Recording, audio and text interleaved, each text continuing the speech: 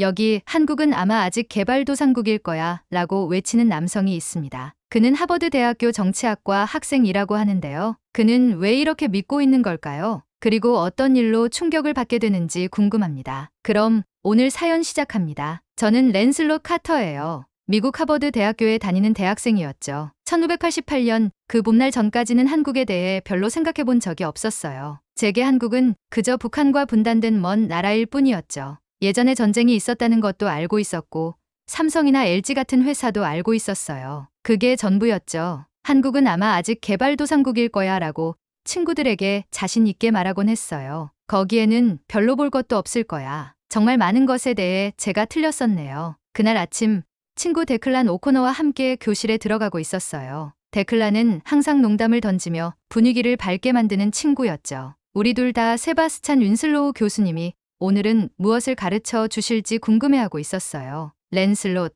교수님이 오늘 한국 올림픽에 대해 이야기하신대. 지루할 것 같지 않아? 데클란이 교실에 들어서며 웃고 있었어요. 한국, 거기가 뭐가 재미있다고? 그때는 인터넷도 없었을 텐데 저는 어깨를 으쓱하며 대답했어요. 윈슬로우 교수님은 교실 앞에 서 계셨어요. 52세쯤 되셨고 깔끔한 은회색 머리에 두꺼운 안경을 쓰고 계셨죠. 항상 짙은 남색 정장에 흰 셔츠, 그리고 보라색 넥타이를 메고 계셨어요. 말씀을 안 하실 때도 그분의 눈은 얼마나 지식이 풍부한지 보여주고 있었죠. 교실은 높은 창문으로 들어오는 아침 햇살로 밝게 빛나고 있었어요. 다른 학생들은 자리에 앉아 노트북을 열고 서로 소곤거리고 있었죠. 칠판에 오늘 강의 제목을 봤을 때 저는 깜짝 놀랐어요. 소프트 파워의 새로운 영역 1988 서울 올림픽. 소프트 파워. 그건 우리가 할리우드 영화나 코카콜라, 맥도날드 같은 것들을 부르는 말이었어요. 미국이 군사력을 사용하지 않고 세계에 영향을 미치는 방법들이죠. 왜 교수님이 30년 전 올림픽에 대해 이야기하시는 걸까요? 그것도 하필 한국에서 열린 올림픽이라니? 주변을 둘러보니 다른 학생들도 혼란스러워 보였어요. 몇몇은 마치 이게 농담일 거라는 듯이 웃고 있기도 했죠. 소프트 파워라고 하면 보통 할리우드나 코카콜라, 맥도날드 같은 걸 떠올리는데요. 저는 손을 들고 큰 소리로 말했어요. 왜 오래된 올림픽에 대해 이야기하는 거죠? 그것도 하필 한국이라니요. 몇몇 학생들이 고개를 끄덕이며 제 질문에 동의하고 있었어요. 윈슬로우 교수님은 부드럽게 미소 지으시며 물으셨어요. 1980년대 한국이 어땠는지 아는 사람 있나요? 아무도 대답하지 않았어요. 교실은 조용했죠. 그러자 교수님은 칠판을 향해 몇 가지 숫자를 적으셨어요. 1980년 1인당 소득 한국 1,700달러, 미국 12,000달러, 일본 9,000달러. 저는 그 숫자들을 뚫어지게 쳐다보고 있었어요. 차이가 그렇게 클 줄은 몰랐어요. 1980년대 초반에는 전 세계 대부분의 사람들이 한국이 존재하는지도 몰랐어요. 윈슬로우 교수님이 말씀하셨어요. 그는 버튼을 클릭하셨고 화면에는 1950년대 한국의 사진들이 나타났어요. 제가 본 것에 저는 준비가 되어 있지 않았죠. 사진들은 무너진 건물들, 작은 판잣집들, 그리고 누더기 옷을 입고 거리에서 구걸하는 아이들을 보여주고 있었어요. 마치 전쟁터 같았는데 사실 그랬던 거죠. 한국은 완전히 파괴되어 있었어요. 윈슬로우 교수님은 1960년대 한국의 1인당 소득이 단 79달러에 불과했다고 설명하셨어요. 동남아시아 대부분의 국가들보다도 가난했던 거죠. 그런데도 그의 목소리는 더 진지해지고 있었어요. 바로 이 한국이 1970년대 초반에 올림픽 경기를 유치하기로 결정했어요. 그들은 1988년 올림픽을 목표로 삼았죠. 제 주변의 학생들은 혼란스러워 보였어요. 이해가 안 되는 일이었죠. 어떻게 자원도 기반 시설도 부족한 나라가 올림픽 유치권을 놓고 일본 같은 나라와 경쟁할 생각을 할 수 있었을까요? 교수님은 또 다른 사진을 보여주셨어요. 1981년 9월 30일 독일 바덴바덴에서 열린 회의 장면이었죠. 국제올림픽위원회가 개최 도시를 발표하고 있었어요. 한국의 서울과 일본의 나고야가 최종 후보였죠. 일본이 확실히 유력했어요. 윈슬로우 교수님이 설명하셨어요. 그들은 이미 성공적인 올림픽을 개최한 경험이 있었죠. 돈도 있고 기반 시설도 있고 국제적 인지도도 있었어요. 그 이미지를 보면서 저는 강영수라는 사람이 이끄는 한국 대표단을 보았어요. 그는 단호한 표정에 단정한 검은 머리를 하고 있었죠. 그 옆에는 다른 한국 관계자들이 있었는데 모두 긴장했지만 희망에 차 보였어요. 처음으로 저는 다음에 무슨 일이 일어났는지 궁금해졌어요. 어떻게 한국이 일본을 이길 수 있었을까요? 불가능해 보였는데 말이죠. 윈슬로우 교수님은 계속해서 이야기를 이어나가셨어요. 한국팀이 어떻게 7년 동안 올림픽 유치를 계획했는지 설명하고 계셨어요. 강영수 위원장은 한국이 실패하면 영원히 변방에 머물 것이라고 믿었대요. 한국 대통령은 올림픽을 국가 최우선 과제로 삼았죠. 하지만 국제적인 반응은 차가웠어요. 런던 타임스, 워싱턴 포스트, 프랑스의 르몽드 같은 주요 신문들은 모두 한국의 유치 계획을 비판했어요. 그들은 한국이 그저 좋아 보이려고 하는 것뿐이지 일본의 완벽한 기반 시설과는 경쟁할 수 없다고 말했죠. 저는 자리에서 몸을 앞으로 기울이며 다음에 무슨 일이 일어났는지 궁금해하고 있었어요. 어떻게 이런 도전들을 극복했을까?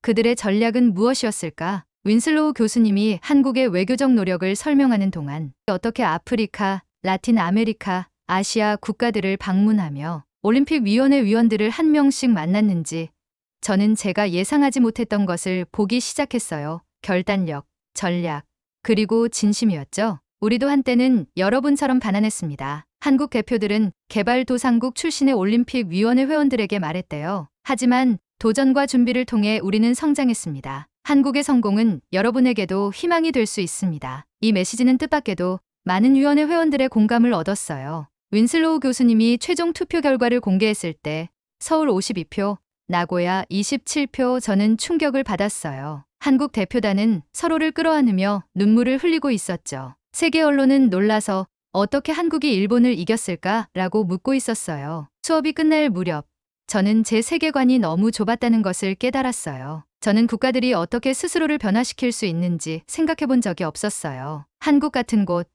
제가 아무것도 모르면서 무시했던 곳, 이 그렇게 놀라운 일을 해낼 수 있다는 것을 고려해 본 적이 없었죠. 책을 정리하면서 저는 내 안에서 무언가 변하는 것을 느꼈어요. 호기심이었죠. 더 알고 싶은 욕구였어요. 유치권을 따낸 실제로 어떻게 올림픽을 준비했을까? 어떤 도전에 직면했을까?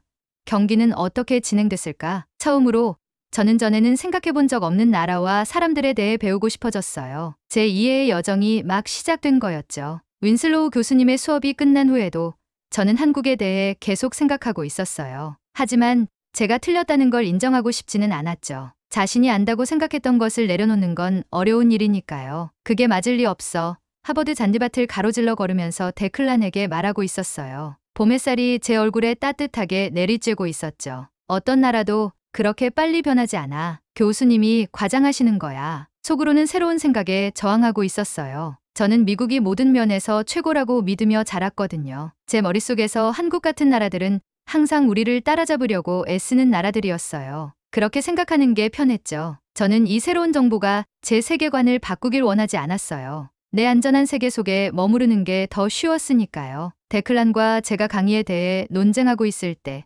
윈슬로우 교수님이 우리 쪽으로 걸어오고 계신 걸 알아챘어요. 교수님은 제가 말하는 것을 들으셨나 봐요.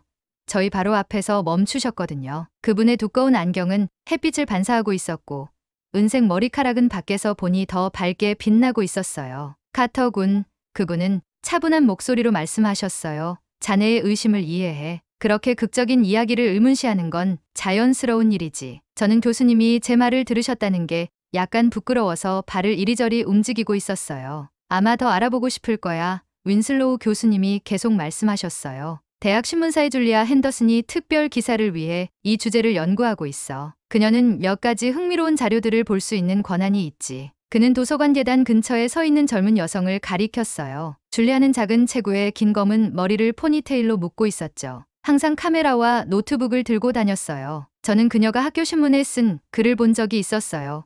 그녀는 세계 문화와 역사에 대해 글을 쓰고 있었죠. 왜 내가 이것에 관심을 가져야 하지? 저는 속으로 생각했어요. 써야 할 논문도 있고 공부해야 할 시험도 있었어요. 이 한국 이야기는 그저 주의를 분산시키는 것처럼 보였죠. 윈슬로우 교수님은 제 얼굴에 망설임이 보였나 봐요. 그는 더 가까이 다가와서 목소리를 낮추셨어요. 랜슬롯, 그는 제 이름을 불렀어요.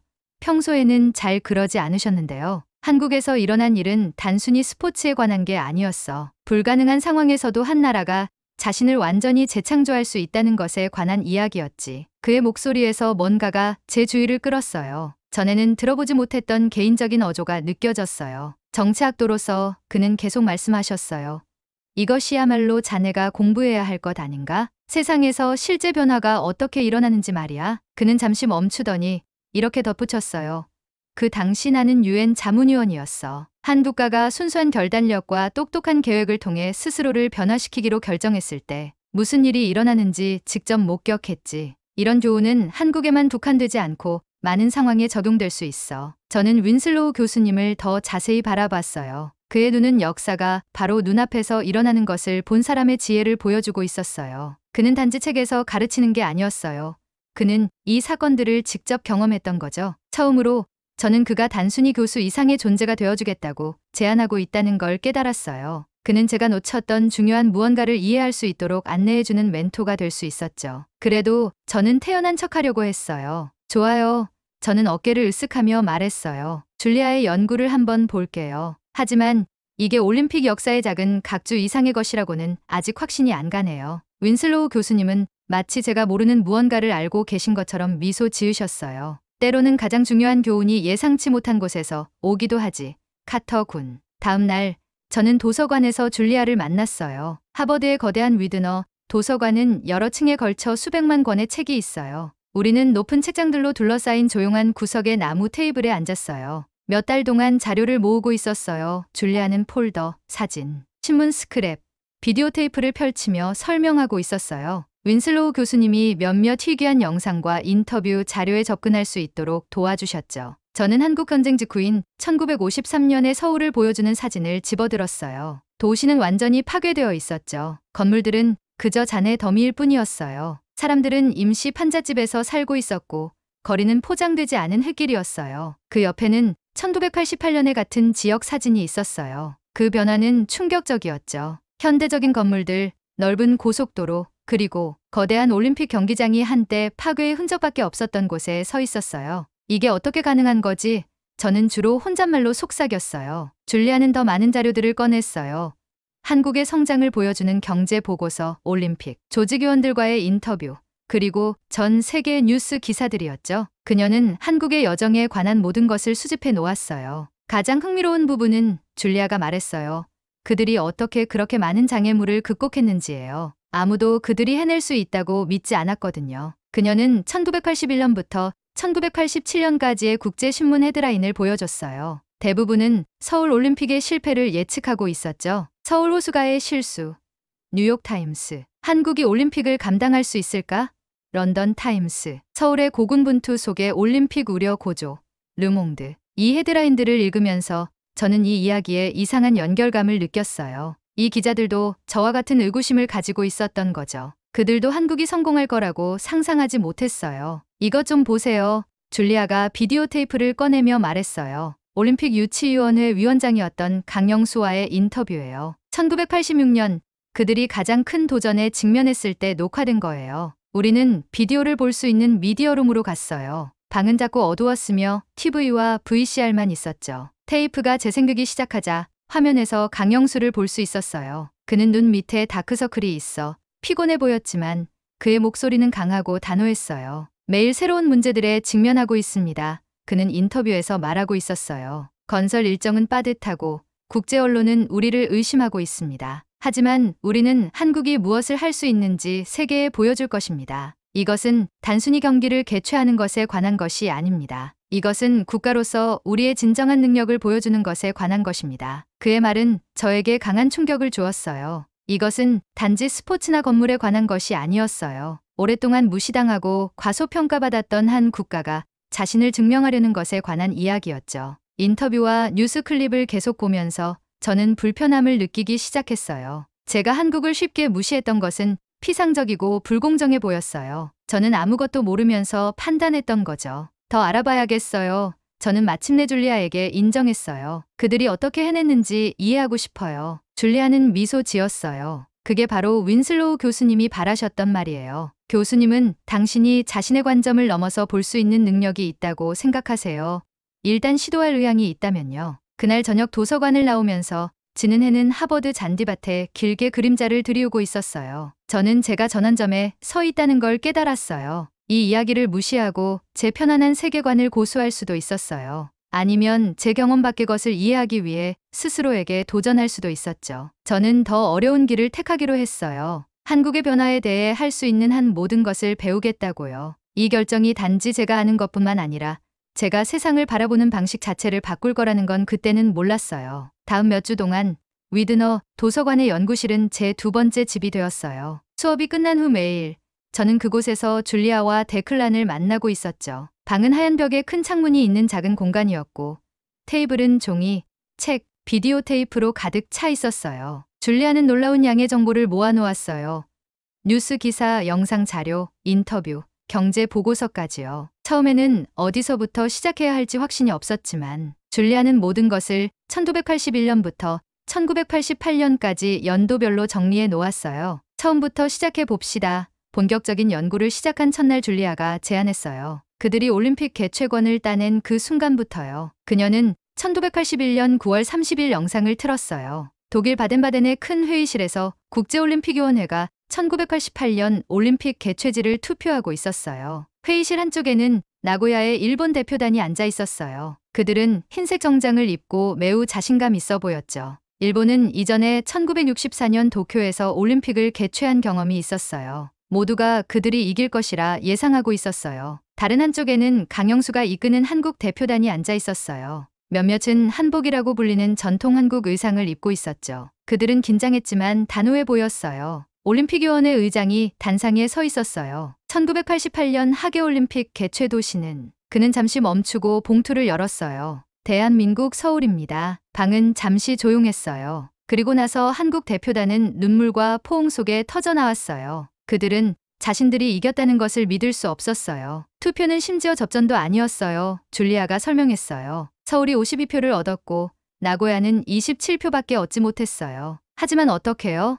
저는 물었어요. 일본이 분명한 선택처럼 보였는데요. 줄리아는 한국의 외교, 전략에 관한 보고서를 보여줬어요. 한국 팀은 아프리카, 라틴 아메리카, 아시아 출신의 올림픽위원회 위원들을 방문하는데 수년을 보냈대요. 화려한 경기장과 호텔에 대해 이야기하는 대신 그들은 자신들의 이야기를 들려주었죠. 우리도 한때는 여러분 중 많은 나라처럼 가난한 나라였습니다. 그들은 개발도상국 출신의 위원회 위원들에게 말했어요. 우리가 올림픽을 개최할 수 있다면 그것은 개발도상국도 성장하고 성공할 수 있다는 것을 보여줄 것입니다. 이 메시지는 많은 위원회 위원들에게 공감을 얻었어요. 그들은 한국의 이야기가 그들에게 희망을 주었기 때문에 한국에 투표했죠. 하지만 유치권을 따내는 것은 매우 어려운 길의 첫 단계일 뿐이었어요. 1981년의 서울을 보세요. 줄리아는 그들이 올림픽 유치권을 따냈을 때의 도시 사진을 보여주며 말했어요. 사진들은 좁고 붐비는 거리를 보여주고 있었어요. 국제적인 호텔은 거의 없었죠. 도시를 가로지르는 한강은 오염되어 있었고 주요 스포츠 경기장은 올림픽 경기를 치르기에 충분히 크지 않았어요. 국제 언론은 한국이 미쳤다고 생각했어요. 데클란이 신문기사 더미를 저에게 밀면서 덧붙였어요. 전 세계 헤드라인들은 재앙을 예측하고 있었죠. 올림픽위원회, 위험한 선택을 하다. 워싱턴 포스트, 서울, 올림픽 도전에 준비되지 않았다. 런던 타임스, 한국, 7년 안에 해낼 수 있을까? 르몽드. 이러한 실패 예측은 한국에게 첫 번째 주요 시험이었어요. 많은 나라들이 그런 비판 속에서 포기했을 수도 있었을 거예요. 하지만 한국은 다른 일을 했어요.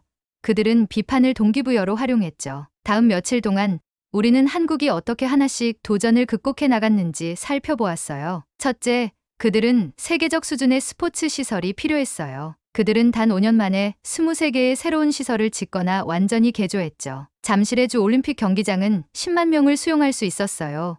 아시아에서 가장 큰 경기장 중 하나였죠. 다음으로 그들은 교통 문제를 해결했어요. 서울의 거리는 수천 명의 선수와 관중을 이동시키기에는 너무 좁고 혼잡했어요. 그래서 그들은 새로운 고속도로를 건설했죠.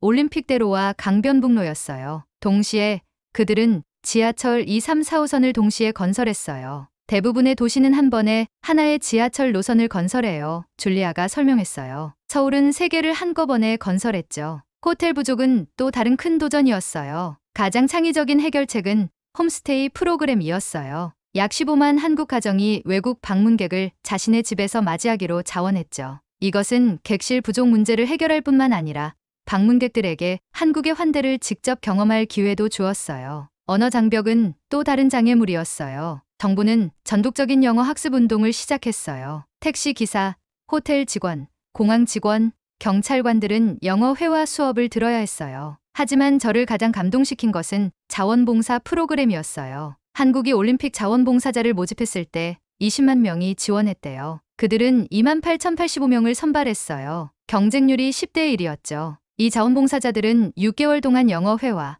국제 예절, 응급처치, 한국 문화 소개 방법을 배우며 훈련받았어요. 그들의 헌신은 이전 올림픽에서는 볼 수 없었던 것이었죠. 그게 서울을 다르게 만든 거예요. 줄리아가 말했어요. 그저 정부 프로젝트가 아니었어요. 국가 전체가 참여했던 거죠. 연구가 계속되면서 저는 한국의 여정에 매료되어 매일 저녁 더 늦게까지 남아있게 되었어요. 이상한 거 알아? 그날 밤 우리가 짐을 정리하고 있을 때 데클란이 말했어요. 너는 이제 한국에 대해 이야기할 때 그들이라고 말하지 않아. 마치 내가 실제로 거기서 무슨 일이 일어났는지 신경 쓰는 것처럼 말해. 저는 멈추고 그가 한 말에 대해 생각했어요. 그의 말이 맞았어요. 어느 순간부터 이것은 단순히 수업을 위한 연구 프로젝트가 아니게 되었어요. 저는 이 변화의 이야기에 진심으로 관심을 갖기 시작했던 거죠. 한국인들은 너무 많은 시험에 직면했어요. 국제적인 의심, 거대한 건설 도전, 언어 장벽, 제한된 시간, 그리고 제한된 자원. 하지만 전략적인 계획, 국가적 단결, 그리고 순수한 결단력을 통해 그들은 각각의 장애물을 극복해 나가고 있었어요. 저는 실제 올림픽이 시작되면 어떤 일이 일어날지 궁금했어요. 7년의 준비 끝에 서울은 준비가 될까요? 세계는 마침내 한국을 다르게 볼까요? 그날 밤 기숙사로 돌아가는 길에 저는 이미 제가 사물을 다르게 보고 있다는 것을 깨달았어요. 단지 한두 군만 아니라 다른 사람들이 그들에게 두는 한계를 받아들이기를 거부할 때 국가와 사람들이 할 수 있는 것에 대한 전체적인 생각도요. 이 이야기는 저를 변화시키고 있었어요. 그리고 저는 아직 그것이 어떻게 끝날지 몰랐죠. 1988년 9월 17일 서울 올림픽 개막식 날이었어요. 몇 주간의 연구 끝에 줄리아, 데클란, 그리고 저는 실제 영상을 보기 위해 미디어룸에 모였어요. 작은 방은 우리 셋과 간식들로 꽉 차 있었어요. 이제 정말이에요. 줄리아가 비디오 테이프를 넣으며 말했어요. 7년 준비 끝에 드디어 진실의 순간이네요. 화면이 밝아지자 제 심장이 빠르게 뛰고 있었어요. 한국의 모든 노력이 성과를 거둘까요? 아니면 국제적인 실패 예측이 현실이 될까요? 개막식은 잠실 올림픽 경기장에서 시작되었어요. 경기장은 10만 명의 관중으로 가득 차 있었죠. 저는 아무것도 놓치고 싶지 않아서 몸을 앞으로 기울이고 있었어요. 행사는 화려한 한복을 입은 전통 한국 무용수들로 시작되었어요. 수백 명의 공연자들이 완벽한 조화를 이루며 움직이고 있었죠. 그들의 무지개 색깔 드레스는 바람에 꽃잎처럼 휘날리고 있었어요. 그 다음에는 경기장 전체를 진동시키는 북 공연이 이어졌어요. 모든 것이 아름다우면서도 기술적으로 완벽했어요. 한국은 고대 전통과 현대 기술을 결합할 수 있다는 것을 세계에 보여주고 있었어요. 가장 감동적인 순간은 마지막 성화 봉송자가 나타났을 때였어요. 문태성이라는 선수로 1936년 베를린 올림픽에서 일본 점령하에 경쟁해야 했던 사람이었죠. 이제 52년 후 이 노인은 자국의 국기 아래에서 올림픽 성화를 밝히고 있었어요. 그가 횃불을 높이 들자 눈물이 그의 얼굴을 타고 흘러내리고 있었어요. 군중들은 큰 환호성을 터뜨렸어요. 저는 목이 메였어요. 이건 단지 스포츠가 아닌 수십 년의 고난과 빈곤 끝에 자신의 정체성을 되찾는 국가에 관한 이야기였죠. 국제적인 반응은 즉각적이었어요. 재앙을 예측했던 신문들이 이제는 놀라움의 헤드라인을 쓰고 있었어요. 서울의 개막식 기대를 뛰어넘는 승리. 뉴욕타임스. 한국. 의심했던 이들에게 증명하다. 워싱턴 포스트. 심지어 일본 신문들도 논조를 바꿨어요. 우리는 한국을 과소평가했다라고 아사히 신문이 썼죠. 다음 2주 동안 서울 올림픽은 계속해서 세계를 감동시켰어요. 스포츠 시설은 세계적 수준이었고 교통 시스템은 완벽하게 작동하고 있었어요. 자원봉사자들은 대회의 비공식 스타가 되었죠. 한국 자원봉사자들의 미소는 금메달보다 더 가치 있다. 라고 한 프랑스 기자가 썼어요. 올림픽이 끝나고 2주 후 그들은 같은 장소에서 패럴림픽 경기를 열었어요. 서울 이전에는 올림픽과 패럴림픽이 다른 도시에서 열렸어요. 한국은 두 행사를 동등하게 대우한 첫 번째 개최국이었죠. 줄리아가 설명했어요. 서울 이후 국제올림픽위원회는 올림픽 개최 도시가 패럴림픽도 반드시 개최해야 한다는 규칙을 만들었어요. 올림픽의 진정한 영향력은 스포츠를 넘어섰어요. 1981년에는 단 23%의 한국인들만이 자국이 선진국이 될 수 있다고 믿었지만 1988년 올림픽 이후 그 수치는 85%로 뛰어올랐죠. 1988년 이후 한국 경제는 급상승했어요. GDP 성장률은 1989년에 6.7%, 1990년에는 9.8%에 달했죠. 수출품은 신발이나 가발 같은 단순한 제품에서 자동차, 선박, 반도체, 전자제품 같은 첨단 제품으로 변화했어요. 현대의 자동차는 올림픽 이후에 긍정적인 평가를 받기 시작했고, 삼성전자도 자체 브랜드를 강화했어요. 한국에 대한 외국인 투자도 1988년 10억 달러에서 1990년에는 80억 달러로 증가했어요. 문화적으로도 한국 전통 공연이 주요 공연장에 초청받았고, 태권도는 1994년에 공식 올림픽 종목이 되었어요. 한국어 수업을 제공하는 미국 대학의 수도 크게 늘었죠. 학기 마지막 발표에서 저는 이전과 완전히 다른 사람이 되어 있었어요. 서울 올림픽은 단지 스포츠 행사가 아니었어요. 그것은 대한민국이라는 브랜드의 탄생이었죠. 저는 서울의 전후 사진과 경제 성장 차트를 보여줬어요. 가장 중요한 변화는 한국인들이 자신을 바라보는 방식과 세계가 한국을 바라보는 방식에 있었어요. 그들은 한국가가 단 한 세대 만에 완전히 자신을 재창조할 수 있다는 것을 증명했어요. 수업 후 윈슬로우 교수님이 다가왔어요. 카터 군, 자네의 여정에서 꽤 값진 보물을 가져온 것 같군. 그의 말이 맞았어요. 저는 이 프로젝트를 편견으로 가득 차서 시작했지만 이제는 국가와 사람들이 어떻게 스스로를 변화시킬 수 있는지 이해하게 되었어요. 진정한 기적은 한국이 1988년에 이룬 것이 아니라 그들이 오늘날까지 계속해서 이루고 있는 것이지, 교수님이 말씀하셨어요. 그날 저녁, 저는 제가 영원히 간직할 교훈을 배웠다는 것을 깨달았어요. 비전과 결단력을 가질 때 사람들이 이룰 수 있는 것을 과소평가하지 말라는 것, 그리고 제한된 지식으로 문화를 판단하지 말라는 것. 한국의 변화 이야기는 단지 한국에 관한 것이 아니었어요. 그것은 불가능한 역경을 극복하고 가능성의 이야기를 다시 쓰는 인간 능력에 관한 것이었죠. 그것이 한국이 1988년에 딴 진정한 금메달이었어요. 그리고 그들은 그 이후로 계속 금메달을 따고 있었죠. 여하튼 사연을 보내주신 랜슬롯 카터님에게 감사드립니다. 네, 그럼 오늘 사연 어떻게 들으셨나요? 오늘 사연이 재미있으셨다면 좋아요와 댓글 부탁드려요. 지금까지 저는 사연 읽어드리는 감동사연의 외 미연이었습니다. 끝까지 시청해주신 모든 분들 고맙습니다. 더 좋은 영상으로 다시 찾아뵐게요. 감사합니다.